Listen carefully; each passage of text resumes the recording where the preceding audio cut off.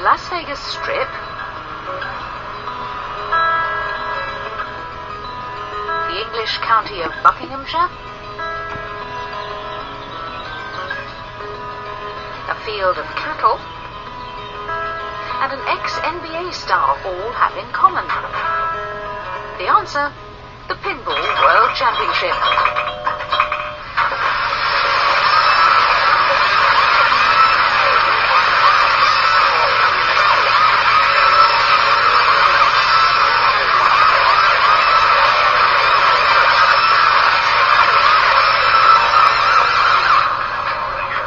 Held in 1991, the International Flipper Pinball Association's World Championship features 64 of the world's top pinball players, all vying to take home a share of the $13,000 prize money on offer. Previously held exclusively in Las Vegas, this year's competition, in an attempt to broaden pinball's appeal, is the first ever to be held outside Nevada. The three-day tournament comes to Chesham in England. Josh Sharp is president of the IFPA.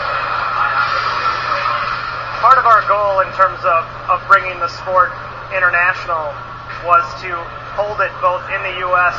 and in Europe to help give players that are in Europe that can't travel to the U.S. a chance to play against some of the best players in the U.S. and vice versa. Created in 1871 by Montague Redgrave as an improvement to the game of bagatelle, pinball is usually a coin-operated arcade game.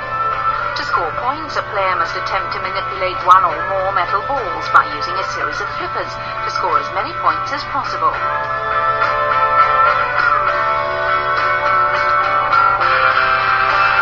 A popular recreational game in pubs and clubs around the world, pinball and sport are two words many people don't often associate with each other. It's very debatable whether pinball is a sport. I say that pinball is as much of a sport as bowling. And much more of a sport than poker, which has been seemingly the argument recently. The amount of focus and also the hand-eye coordination is really necessary. And you do have a physical aspect where players who are stronger can move the machine more precisely than other players. The tournament's defending champ and founder of the Boston Pinball Association, Bowen Kerrin's opinion on the game is well respected by his peers. However, when it comes to comparing pinball to any other sport, Canada's Todd McCulloch is probably better placed than most.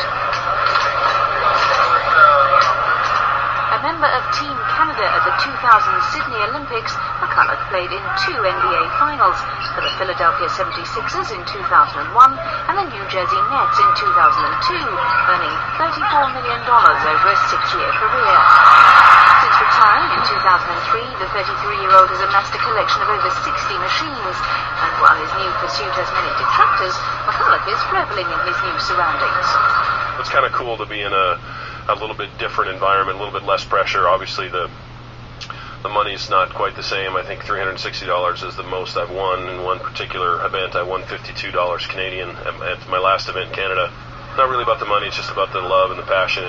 Pinball is a two-handed activity, and so definitely qualifies to me as a sport. There's people playing all over the world. There's a lot of interest, at least from the purists out there, and it's pretty tough competition in a gentlemanly sort of way. With the modest financial incentives, many of the game's practitioners travel widely across North America for the camaraderie and their shared love of the game.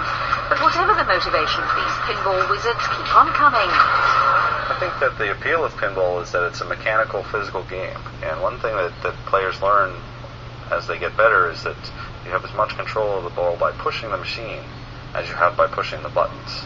Almost everyone who plays pinball, they think, I'm not allowed to push the machine because of tilt, which ends your turn. But you must skillfully push the machine enough so that it does what you want. The ball does what you want it to do. Having completed a series of matches to determine the top 32 ballers on the opening day of the championship, the players then face off in a series of one-on-one elimination rounds. The rules being, the first to win 4 machines advances. To help keep a level playing field, competitors choose 3 machines each on which they prefer to play. This allows both players the opportunity to play to their strengths.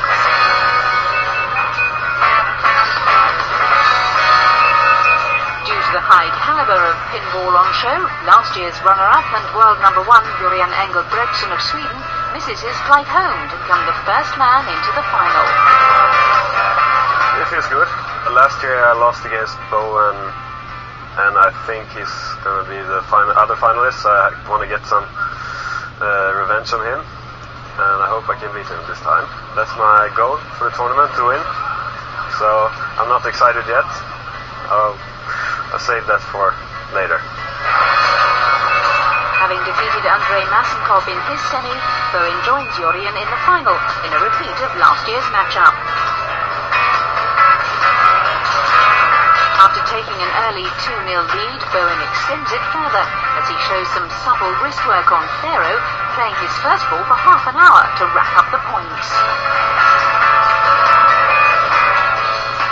Despite Jörgen's best efforts, Bowen closes out the match on blackout. The 33-year-old former maths teacher's 4-1 victory sees him not only become the first player to retain the IFPA World Championship title, but also claim the top prize of $1,000 and a brand new pinball machine.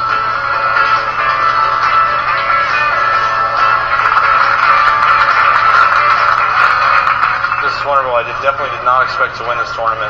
Pinball has so many bounces and ups and downs that it's almost impossible to win a tournament consistently. I mean, this is the first time actually anyone has won this tournament twice in a row. I feel wonderful. I feel humbled by the competition. Some players who I feel played better than I did, but I emerged victorious in the end. The World Champs will return to the country of its birth next year, but pinball has enthralled the fans of Europe enough for it to return in 2011.